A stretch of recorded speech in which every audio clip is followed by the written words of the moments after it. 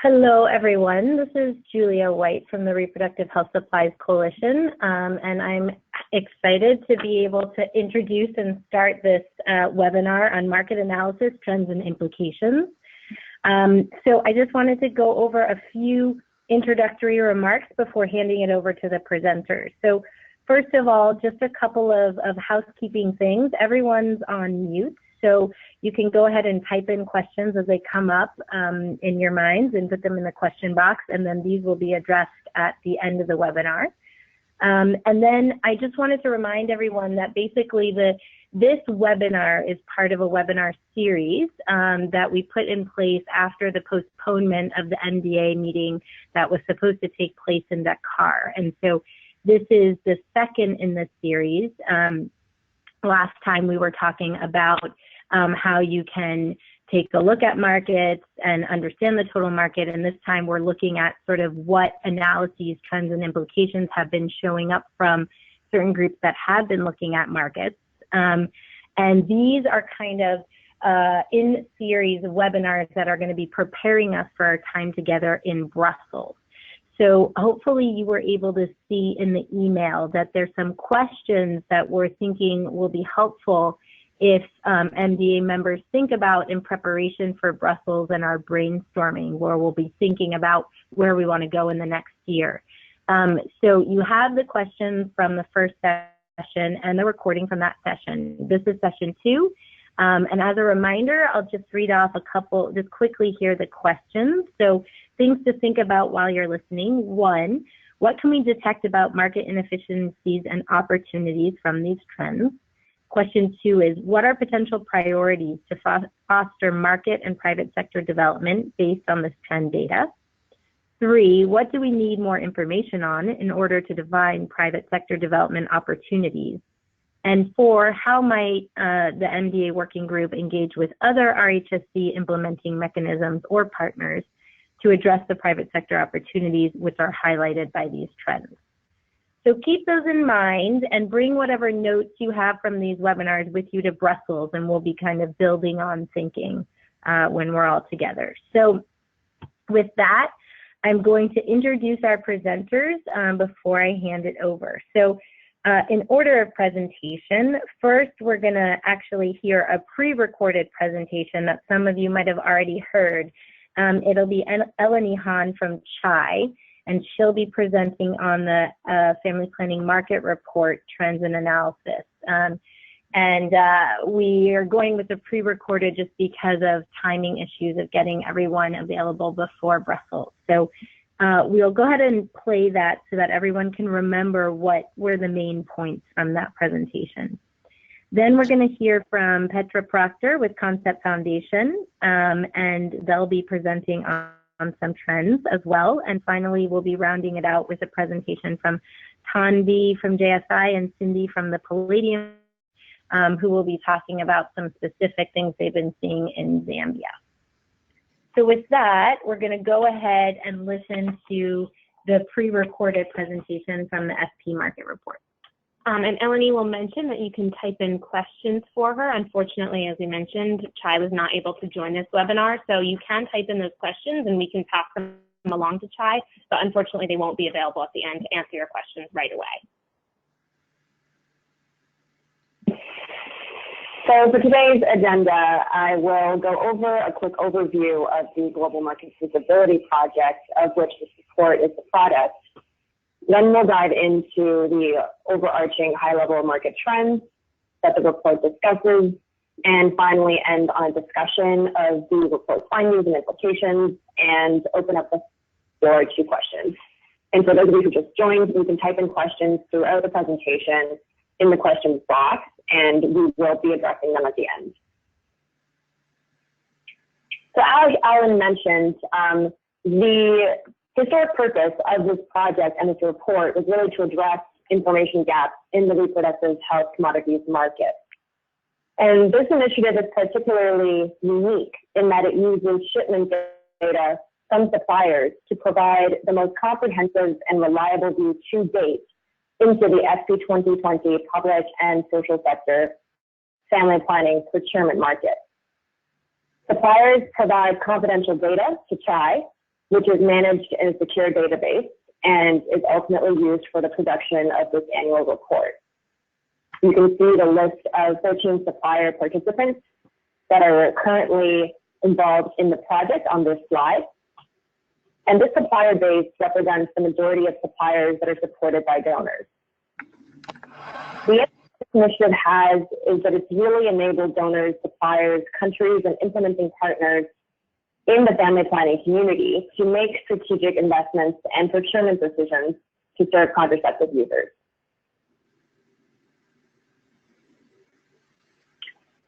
Now, I mentioned this report is based off of supplier shipment data. And so I want to go over this slide quickly to make sure we all have a basic understanding of what is shipment or procurement data, particularly as there have been recent reports comparing procurement analyses to consumption or demographic-based analyses. So while consumption patterns help inform procurement needs, there are other supply chain considerations that vary by country that may also factor into a country's decision to procure volumes. And this, in turn, would affect global procurement. For example, a country's supply chain design affects the amount of inventory required to fill the pipeline. The more stock points and the more infrequent distribution occurs, the more inventory is required. Another factor is whether programs are scaling up or down. As average monthly consumptions increase or decrease for products, inventories would also need to increase or decrease. Procurement quantities account also for current inventory levels. If a country is overstocked, they may procure less than their forecasted consumption, and vice versa. And finally, to respond to demand volatility, adequate buffer stock is needed at each point in the supply chain in order to have sufficient quantities of products in place to serve clients. Now, this is by no means an exhaustive list or understanding. It's really meant to just provide us with some context as we go into looking at this year's report's analysis. So with that understanding of procurement data in mind, let's talk a little bit about the components of the report and what's particularly noteworthy this year. The report is structured into three main sections and uses three sources of data. The first and main body of analysis is the supplier shipment analysis, which uses the supplier shipment data that we receive. The shipments using the Reproductive Health Interchange, RHI, to analyze donor trends. And finally, the last section, the market visibility analysis, is something we started last year, whereby we take an additional look into countries where we believe we have limited visibility based on this supplier base by looking at publicly available sources of data, such as MOHFW reports. Now, as Alan and John both alluded to, this year's report is particularly interesting due to the 2016 shipment data we are seeing and what that means as a trend. And something else that is new is we've onboarded one additional supplier since last year's report, Technodrug, who are a major player in the Bangladesh market. Let's dive in now into the report, and we'll start off by looking at the report scope and overall coverage. So the Family Planning Market Report is focused on the 69 SC 2020 countries, public sector only, which is defined as Ministry of Health or government, and institutional buyers, which include UNFPA, USAID, and the social marketing sector. It does not include the commercial sector. So there's a distinction here I'd like to call out, as depending on the analysis, sometimes the social sector is counted as private. In this case, we have counted them here as institutional procurement that is part of the public sector. The report is focused on product-based modern methods only. This table that you see here is showing the aggregated volume from suppliers from 2011 to 2016 to the 69 SC 2020 countries.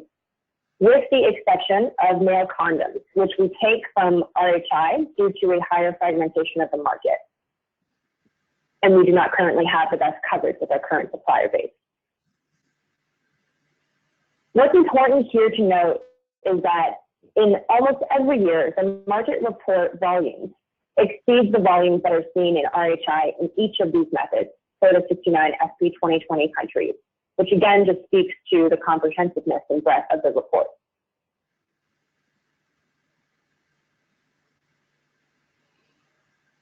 So diving right into the trends that we'll be looking at today, this graph is showing us the market value or market size of contraceptives.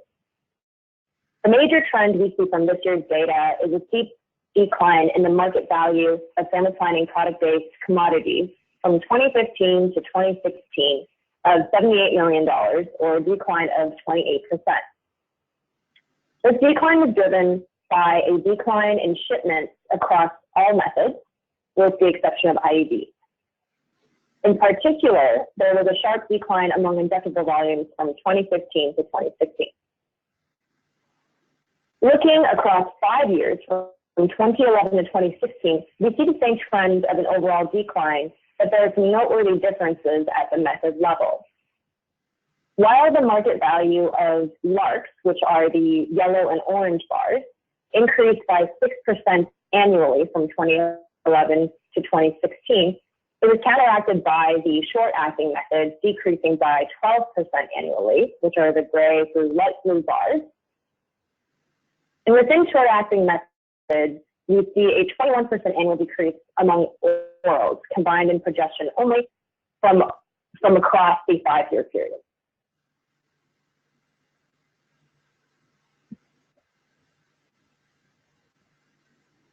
The next graph looks at the market from a different lens, using CYPs, which allows for more of a normalized or standardized view. We see the total number of CYPs shipped from 110 million in 2011 to 104 million in 2016. This is a decrease of an annual rate of 1% for the period. Now, this CYP's decrease of 1% annually for the period is much lower than the 7% annual decline of the market value from the previous slide for the 2011 and 2016 period. And this is due to the continued shift towards long-acting implants. That said, it is still the lowest number of CYPs shipped in 6 years.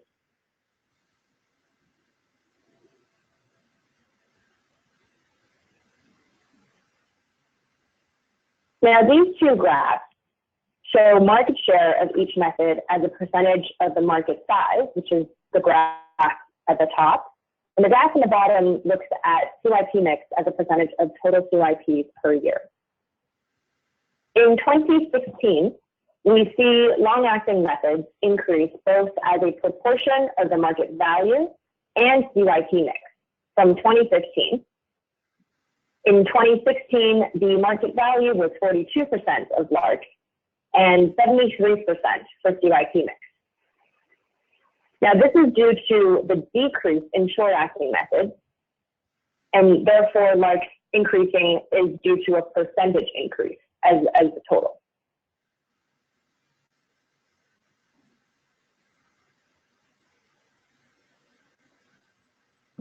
This slide looks at the donor funding analysis portion of the report, which uses the reproductive health interchange data. The 3 colored boxes you see here constitute the donor-funded market. The gray is USAID, the dark blue is UNFPA, and other donor-funded is the light blue. The dotted lines are the difference between the supplier data and the donor market, which we've deemed as additional global market visibility volumes that are part of the public sector.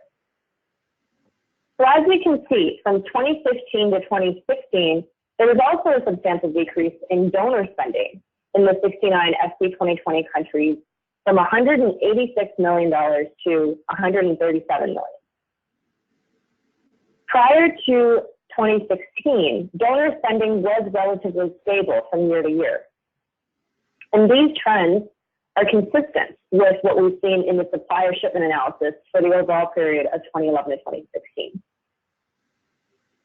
As a result of this, Total CYPs from donor-funded shipments decreased by 9 million, from 65 million in 2015 to 56 million in 2016. That said, the 2016 donor-funded shipments still accounted for approximately 54% of the total CYPs shipped, compared to 53% in 2015.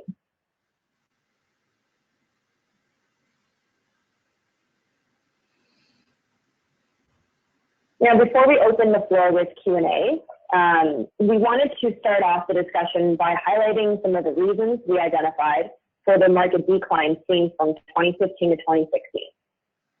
These were developed with the help of suppliers, donors, and partners when we recognized that, further data and analysis would be needed to vet these hypotheses. So the first hypothesis is the real possibility that a decline in donor-funded shipments has resulted in a decline in CYPs, as other procurers, such as government and social marketing organizations, are not sufficiently covering the shortfall. From 2012 to 2016, we know that CYPs shipped to the total SB 2020 public sector decreased by approximately 19 million, and CYPs, as implied by the donor-funded shipments, also declined by a similar amount of 17 million. So this could indicate that there is a direct correlation between the lower volumes of donor-funded contraceptive ships and the decline in overall SB 2020 public sector CYP shipped. The second hypothesis is the idea that public sector procurement may have shifted to other sectors and or to local and regional suppliers that are not participating in this report. In our conversations, certain suppliers contend that in large countries such as Bangladesh, India, Indonesia, and Pakistan, procurement is shifting to local and regional suppliers who are not donor supported. When we refreshed the 2016 analysis of Bangladesh, India, and Indonesia, the market visibility analysis for this report, the data derived from purchase orders and procurement reports from these three countries seem to support this hypothesis. Finally, the last hypothesis is that the decline can be attributed to procurement pattern fluctuations.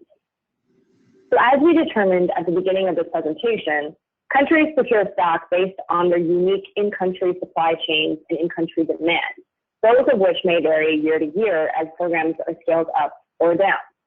Therefore, some plausible explanations for the 2016 shipment decline could include that there were sufficient inventory levels at the end of year 2015 in certain countries, and thus these countries decided to procure less in 2016. Some countries may also have decided to procure the bulk of their shipments in late 2015 or early 2017. And finally, 2016 was a transition year for USAID as it moved from one procurement agent, USAID Deliver, to another, USAID PSM, Procurement and Supply Management. And this may have also contributed to overstocking in prior years and underprocurement in 2016. So the best way forward is to look at the 2017 data. We can increase visibility through additional supplier participation, and I believe we can also keep a pulse on consumption data or demographic-based analysis to see if this decline is going to be continuously reflected.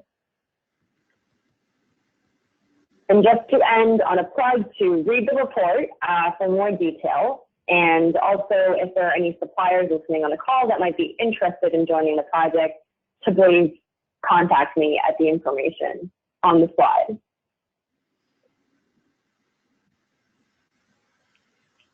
Okay, so thanks to those of you, a couple of you wrote in questions already, and we will address them if we can. If not, pass them along to Chai.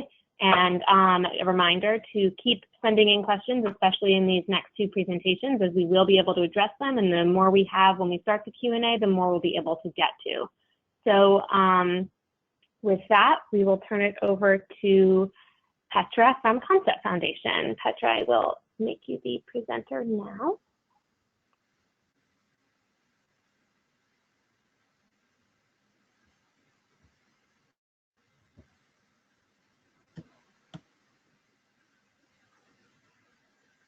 Good morning, good afternoon, everybody. I'm assuming everyone can hear me. Yes, we can hear. Great, thank you. Thanks, Sophia.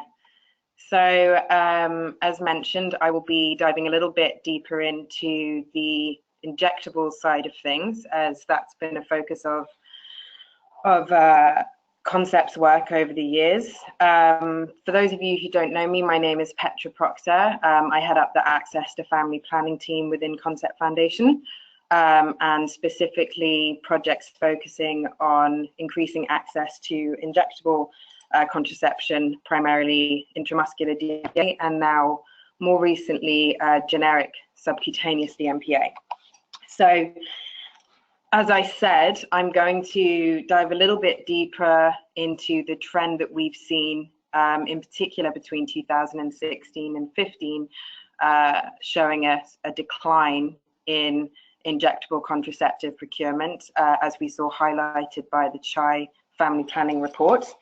But I'm going to start off with just quickly giving an overview of what Concept's been doing over the years in support of market access for injectables, before commenting a little further on what we consider to be the possible reasons behind this decrease, and then moving on to commenting a little on why we believe this may not necessarily be the future going forwards.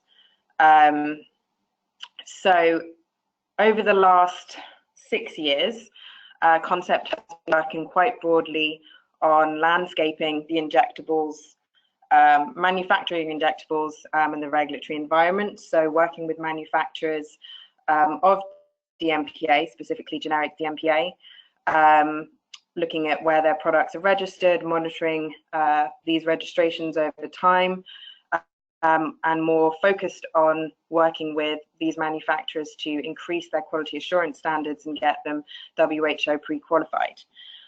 This is primarily focused on intramuscular DMPA, but as I said, we're now also focusing on development of generic subcutaneous DMPA, which I'll comment a little more on later in the presentation. So we've also worked a little on forecasting, sort of globally, well, at the global level for DMPA, namely the 2016 report that we did with the William Davidson Institute, and also in collaboration with the Coordinated Supplies Planning Group and CHI, which I'll comment a little bit on later as well. The main goal of the work with intramuscular DMPA manufacturers has been to increase competition downstream, and increase capacity in terms of available products, and coupling this with this capacity being quality assured products. We've also been working more recently on developing market-based access strategies with these suppliers, bearing in mind that they'll be bringing generic quality assured product on stream in the coming year or so. So starting to prepare those suppliers for entering the market via engagement with stakeholders, supporting procure engagement, raising further awareness of these entrants coming on stream. We've also been working with some of these suppliers around COGS modeling, conducting technical and commercial due diligence on companies, in particular in relation to supporting development of subcutaneous DMPA. We've also worked in, well, we've done small research studies, namely in looking at qualitative attitudes research and country-based advocacy on quality generic injectables, both intramuscular and sub-Q, 3 months versus 6 months, etc. And finally, we have been continually supporting our licensees who produce once a month combined injectable, also known as cyclophen. So moving on, just giving a brief history. I'm sure many people on the line already know a lot of this, so I won't spend too much time on this slide. Globally, according to the UN Department of Economic and Social Affairs, 2015, 5% of married or in-union women were using injectables. DMPA is an old product, a very well-established product. It was developed in the 50s, and by 1980 it had been approved in over 80 countries. The demand for injectables is significantly high in FP 2020 countries, including East Africa, Southern Africa, Southeast Asia, and now in the developing subregions within Oceania. Pfizer is the currently only international quality assured manufacturer of Depo-Provera or DMPA. Is thus currently the sole supplier of USAID and UNFPA funded DMPA purchases. As highlighted by the CHAI report, we've seen that this method remains highly popular and is still across modern methods of contraception the second largest volume procured in the public sector, with 50 million units in 2016. However, we've seen a significant decline in numbers from sort of 2012, 13, 14 compared to 2016. On that note, we consider that we have to bear in mind that this report only covers the public sector. So we won't, it won't be reflecting all injectable use. And currently, as we're in February 2016, we consider that we need more data and more time to be able to understand whether this is an actual trend or whether it's a blip. So we feel that further monitoring needs to happen, further interpretation and analysis of data and collection of data to be able to really comment further on this. But more broadly speaking, Concept considers that we will be seeing an upward trend in injectables usage in the long term. So before I go into that, I'm going to comment on assumptions behind the decrease in injectables, going on a little bit from some of the points made by Eleni with respect to why we might be seeing a decrease in procurement of injectable contraception in recent years. And echoing the comment around procurement volatility, this makes it difficult, that was made by Eleni, this does make it difficult to draw firm conclusions today about the data generated, as it's done so over a limited period of time, and it doesn't necessarily reflect consumption or operational usage of product in country.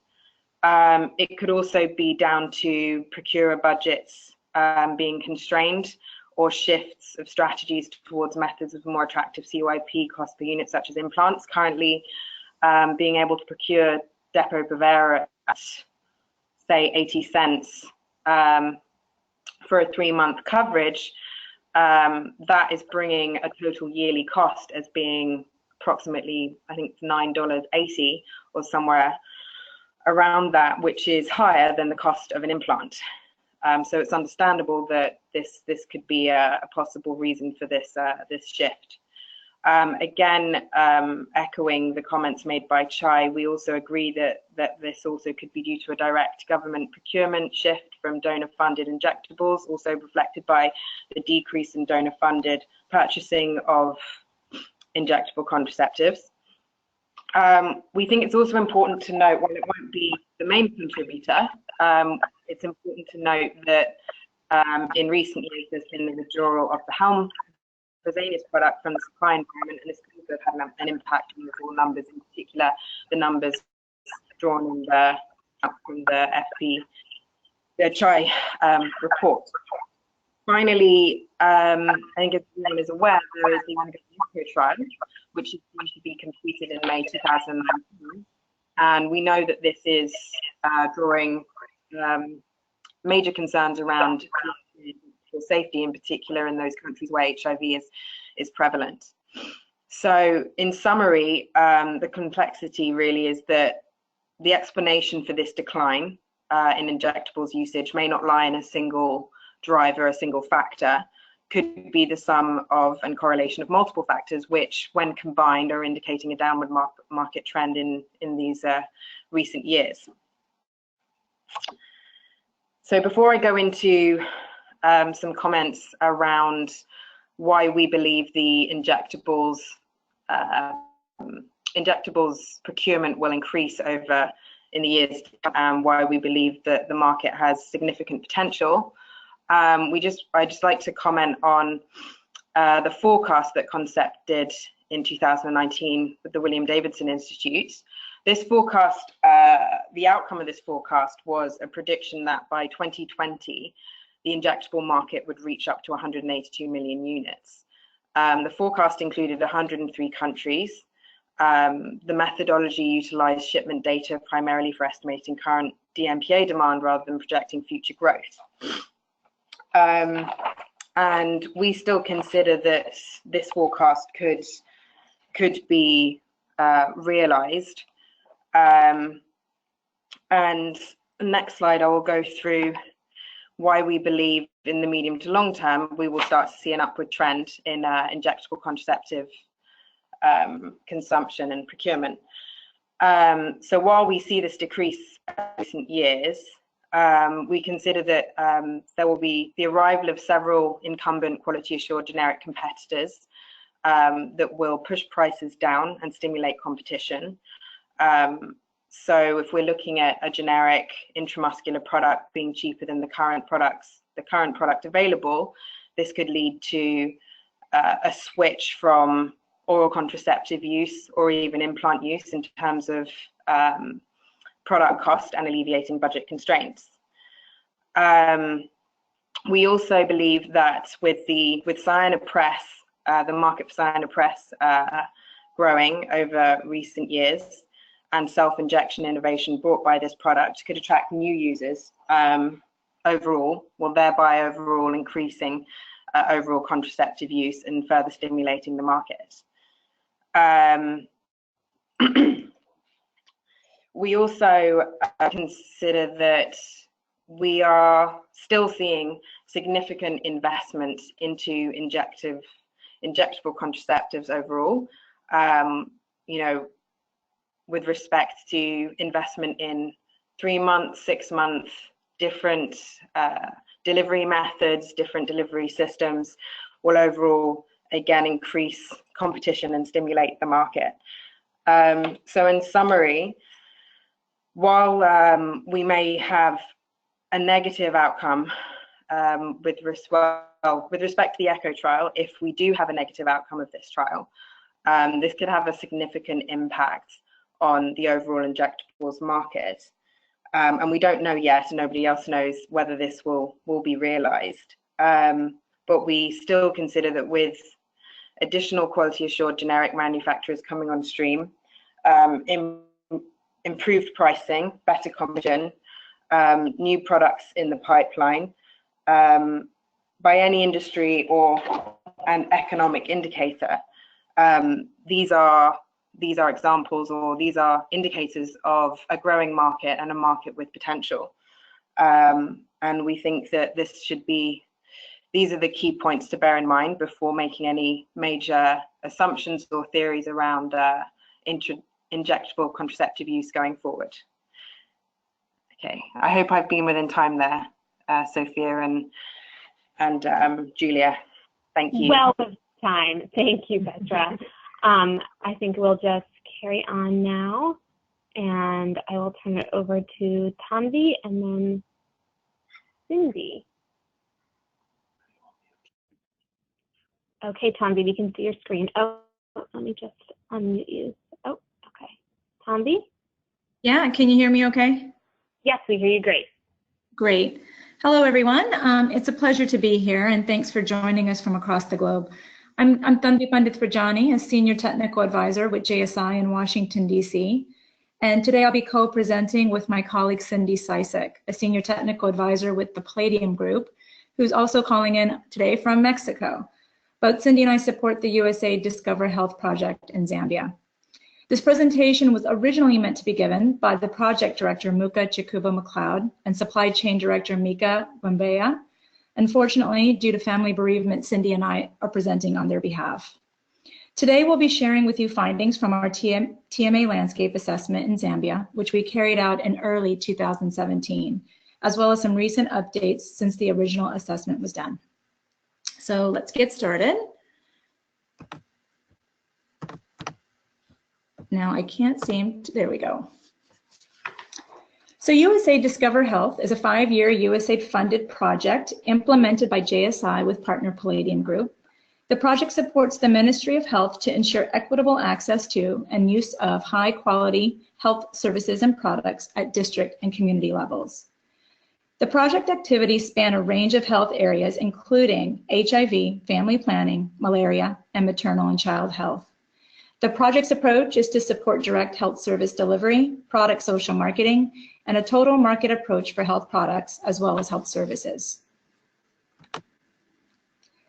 The primary purpose of this assessment was to first and foremost inform the project's internal TMA strategy based on a shifting landscape for condoms and contraceptives, and two, to provide an evidence base for policy dialogue, planning, and coordination around a TMA approach in health programming.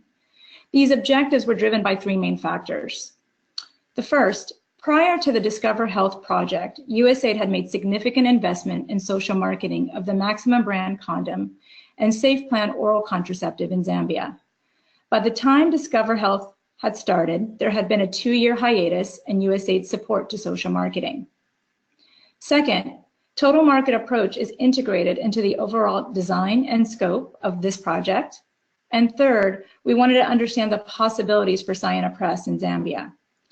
While our assessment focused on condoms, oral contraceptives, and injectables, in the interest of time, this presentation will not include findings from oral contraceptives.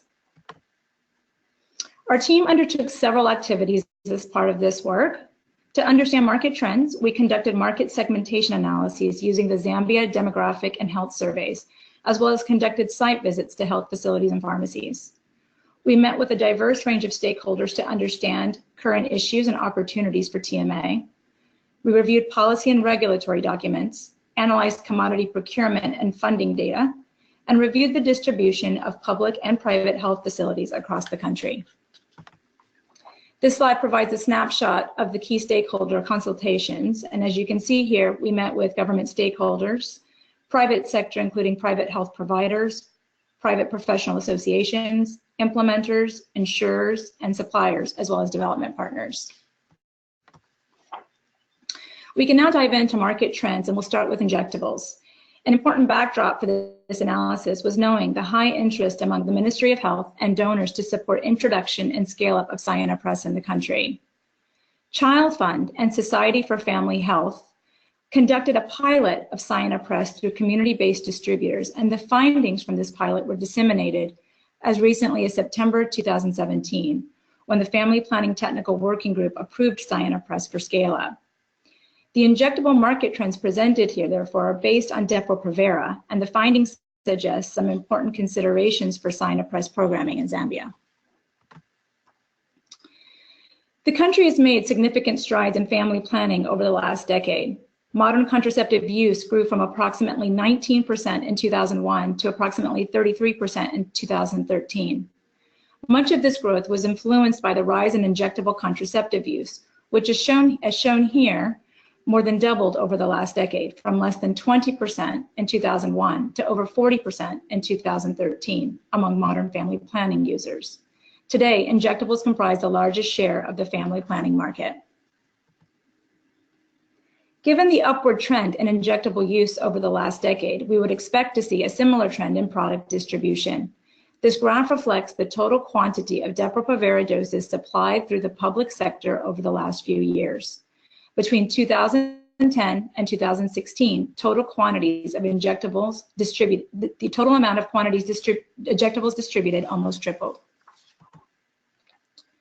In addition to MOH contributions, this graph reflects donor funding support for injectables. And as you can see here, contributions from USAID have been significant over the last few years.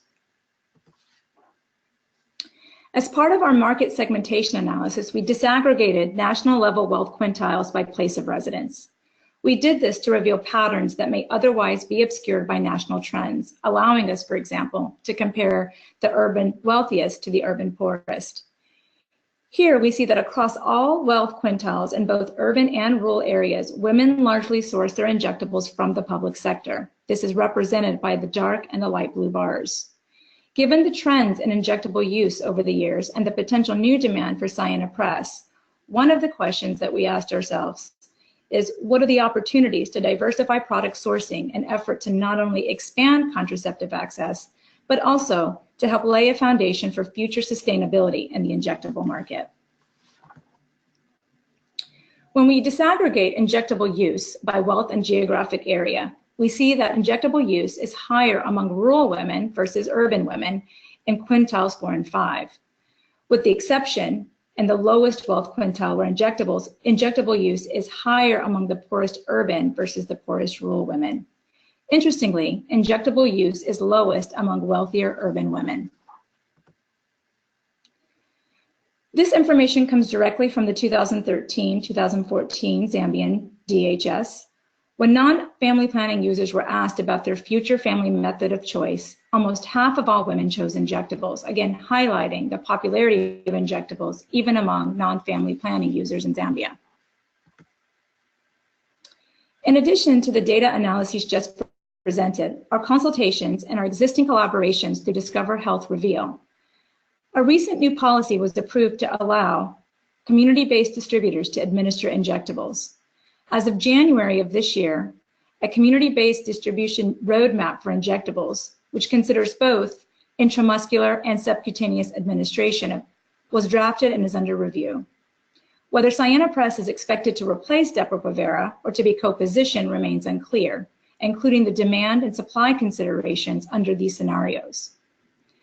Second, select private health facilities which have a memorandum of understanding in place with the Ministry of Health are able to obtain family planning commodities, including injectables, for free from the Ministry of Health. These facilities are not allowed to charge clients for the product, but they can charge a service fee.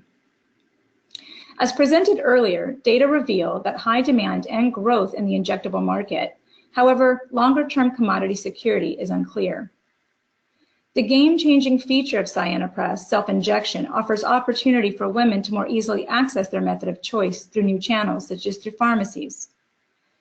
Policymakers, private providers, and other stakeholders express interest and support for a greater private sector role in injectable provision, particularly when considering future funding and sustainability. And lastly, given the important role that pharmacies play in the health system, stakeholders were generally favorable toward more strategic engagement with pharmacies to provide injectables, including Cyanopress. Now I'll pass it on to Cindy to discuss condoms. Thanks, Amvi. So now we'll take a look at some of the condom market trends that influenced our TMA discussions. So this slide shows procurement for public and social marketing sectors. Over a 5-year period, we can see drastic fluctuations in condom procurement for public sector and more consistent trends for the social marketing program. So annual procurement patterns actually fluctuated between around 30 million in 2010 to 80 million in 2013 and 60 million in 2015. The purpose of collecting this information was to understand trends and donor financing and their possible consequences on the overall market, to also develop estimates for total condom market size, and to generate dialogue among stakeholders on how to get better market data. For example, the need for data on the commercial sector's participation in the total market. Our market segmentation analysis also looked at HIV prevalence by urban-rural areas and by wealth quintiles. So in this graph, we can see in the dark blue line that HIV prevalence is highest in urban areas, particularly among lower and middle wealth quintiles. HIV prevalence in rural areas, as seen in the light blue line, is significantly lower. For USAID Zambia's HIV prevention program, the analysis demonstrated the strategic importance for social marketing to continue to ensure affordable access in urban areas, particularly among lower and lower middle wealth quintiles where HIV prevalence is highest. Again, based on market segmentation analysis of the DHS, this is last reported use of condoms by brand. The social marketing brand, Maximum Classic, as you can see here on the left in light blue, dominated urban areas across all wealth quintiles. On the right, we can see that the public sector unbranded condom dominates the rural areas. Nonetheless, Maximum has a strong presence. So this market data is actually prior to the start of the Discover Health project, but provided input for dialogue on how to ensure that USAID subsidy is reaching the desired target audiences, and also how to allow commercial sector brands to increasingly take over for the higher wealth quintiles. Under the previous social marketing program, USAID supported the procurement, marketing, and distribution of Maximum Classic condoms. When that initiative ended, Maximum virtually disappeared from the market between 2014 and 2016. Because Society for Family Health owns the Maximum brand, JSI currently has a sub-license with them to continue marketing and distribution of Maximum condoms, and the brand was reintroduced in late 2016 with USAID Discover Health support. Now jumping forward to 2017, when we did our TMA landscape assessment, here's a snapshot of the available condom brands and pricing found in the marketplace, suggesting a fairly vibrant commercial sector for condoms, including the introduction of several new mid-price condoms such as Moods, Carex, Trust, which are in blue, some priced as low as 5 kwacha, which is about 50 cents for a 3-pack of condoms. We also saw a number of social marketing brands from within the region, which you can see in light green, which were leaking into the Zambian market, and in particular, the USAID-supported Chishango brand from Malawi was widely available throughout Lusaka.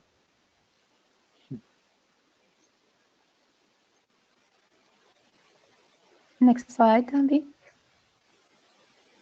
Our qualitative research also suggested that consumers recognized the increasing popularity of other commercial brands. So this is a quote from USA Discover Health focus groups done in late 2016, where a student from Copperbelt University says, you know, there are these new and improved brands that are getting more common, like Moods and Rough Rider. So to summarize some of our key findings, there were more than 15 commercial brands available in the Zambian market at a range of price points. Our qualitative research suggested that commercial brands were gaining brand visibility and market share. Quantitative data on the total commercial market is unavailable, however, but anecdotally, we are assuming that it has likely grown. And because of the hiatus, Maximum has lost market share, yet we cannot really quantify the shift from Maximum to either a commercial brand to a public sector brand or non-use of condoms. So now we'll transition into some of our TMA recommendations. So for condoms specifically, we recognized the importance of continuing to ensure access to urban lower wealth quintiles for HIV prevention with a brand that is clearly targeted to this segment. USAID Zambia considered that it was important to have their own condom social marketing brand that could be specifically targeted to this audience and targeted in the future based on their programming priorities. At the same time, Society for Family Health indicated its desire to transition their brand, Maximum Classic, towards greater cost recovery, which also meant gradually increasing its price over time. So obviously there is a need to develop a clear market segmentation strategy among the social marketing brands, but also to ensure that social marketing activities are not impeding commercial sector growth. Establish clear and realistic timelines for cost recovery and donor investment in the condom market. In our discussions, we emphasize that any new social marketing brands specifically geared toward a lower wealth quintile would not realistically transition to full cost recovery by the end of the project. Encourage increased commercial sector participation in a growing condom market and continue to explore ways to leverage their investment.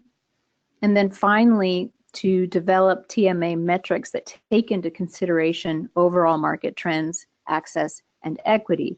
And for sustainability, we're advocating for increased transparency around cost recovery levels for all subsidized brands.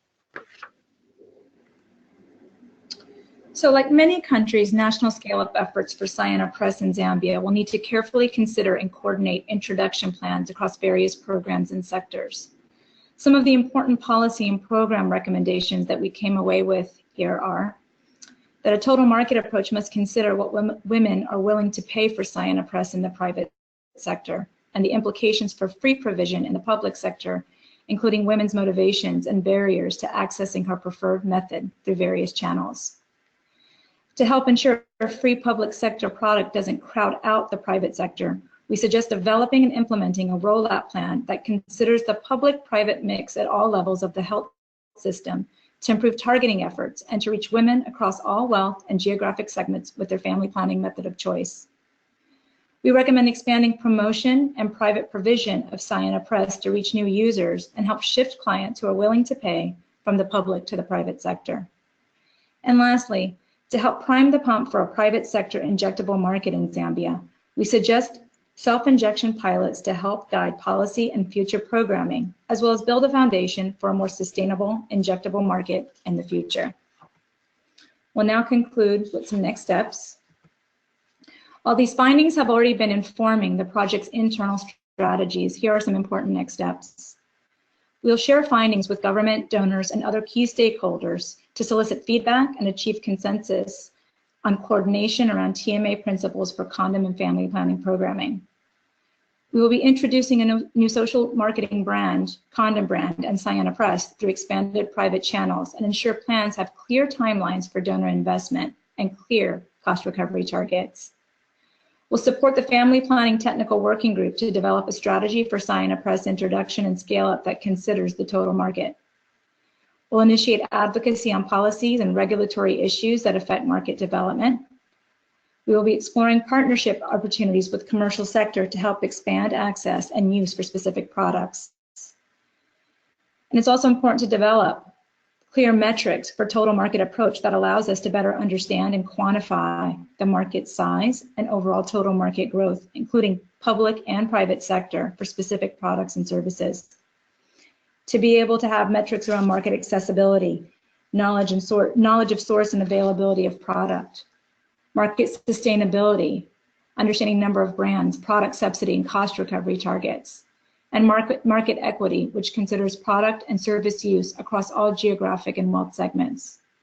And lastly, we'll support the stewardship role of the government to develop an aligned TMA strategy across donors, program implementers, and partners to effectively target resources and minimize crowding out of the commercial sector. Thank you for your time. Great. Thank you to all presenters. I think just because we only have a few minutes for the Q&A, we'll get started right away. I've seen a couple questions come in, some for Chai that we may have to address afterwards, but my colleague Julia will read aloud the first question, and if other people want to submit questions now, we'll hopefully be able to get to maybe about 2 more. Thank you, Sophia. So we'll start with the questions that are specific to the presenters who are on the line right now. So the first one that I see here is from Shannon Rosenberg. And the question is, given the evidence indicating that DEPO increases the risk of HIV acquisition and Zambia's high HIV rates, are there concerns in Zambia with DEPO's dominance in the method mix? Can you guys hear me? Yeah. Yes, so at the moment there is not. I think the evidence shows that that Depo-Provera is still a safe method. We're not at the point of what that guidance would look like if Cyanopress were to be brought in. I mean, already there's high injectable use in Zambia, but at the moment in our consultations, none of those issues around HIV prevalence came up. Great, thank you. Another question has come in from Erica. The question is for JSI, from the recommendations, why did you recommend a new socially marketed condom brand? I think Cindy should also weigh in here. We presented a number of options to the USAID mission given the current landscape for condoms in Zambia. And the mission there, I think, was particularly interested in, one, having their own brand so that they would have control over, not just under this project, but in the future, over how that particular brand could be targeted. And much of it also had to do with the targets that they have to meet under PEPFAR. Cindy, would you like to add to that? The only thing that I would add, Thambi, is, also in addition to what was happening around condom use and HIV prevalence in urban and peri-urban areas, and as I'd mentioned in the condom section, just the interest in making sure that there was a brand that was specifically targeted to those segments, combined with SFH's interest in moving the Maximum Classic condom brand to a higher cost recovery price. So it was a factor of multiple factors, and a lot of dialogue around what to do with the condom market. Great, thank you. So I see we have 2 more minutes, so I'm just going to we have a couple more questions, so I'll just keep us going here. There's a question or comment from Chris Jones. He says, thanks for the presentation. In regards to the condom presentation, how does introduction of another subsidized, socially marketed condom fit within your findings of shifting to managed cost recovery and the increased prevalence of commercial brands at lower price points? As I mentioned in the presentation, I think part of the dialogue was being very clear with USAID, with the donor in this case, in terms of, first of all, recognizing that a new condom brand specifically targeted to those lower wealth quintiles would not likely achieve cost recovery in the lifespan of this project. So I think big picture wise, the takeaway is having open and frank discussions around where specific brands are in terms of their cost recovery level, what are the anticipated timelines for achieving cost recovery, and also in terms of the commercial sector, just being cognizant of things that we do obviously have an influence on the commercial market. So some of the other things that we're looking at are, I think, what we would call hidden subsidies, and some of the traditional practices, for example, extremely high margins for retailers and for distributors, and the giving away of free product, and the actual investment in brand-specific advertising compared to the sales and revenues that are being created by a specific brand. So trying to sort of pull in some of those other subsidies to bring the brand more in line with what is standard commercial practice in the marketplace. Great, thank you so much. So I see that we're at time here, and there's several other questions that have come in. So as we always do, we will package the recordings and the questions, and that will allow the presenters to add anything that hasn't been able to be answered yet. So thank you so much to the presenters for being so active and participatory in getting this webinar set up, and for the patience in sort of moving from that card to this webinar format. So thank you for that. Thank you for all the participants and for your great questions. And also, I'd just like to give a shout out to both Sophia and Andrea, who did a lot of great, Andrea Bear from WDI, who have been really helpful in getting this webinar set up, and in helping to prepare the format that will follow in Dakar with the questions that we'll be pulling from these webinars. So thanks to everyone, and have a great day. And yes, the presentations will be available. I just saw somebody ask that. Thanks, everybody.